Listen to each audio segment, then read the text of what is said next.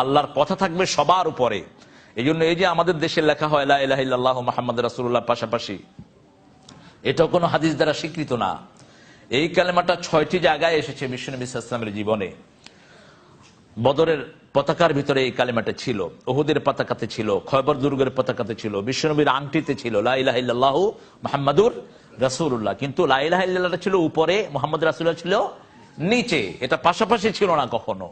এই পাশাপাশি লেখে এখন বেদাতিরা হয় মোহাম্মদ সাল্লাল্লাহু আলাইহি ওয়াসাল্লাম খোদা নেহি, খোদা সে জুদা নেহি, নাউযুবিল্লাহি মিন যালিক। মোহাম্মদ খোদা নয়, কিন্তু খোদার থেকে জুদাও নয়। এই জন্য এটা পাশাপাশি এভাবে আনেন নাই।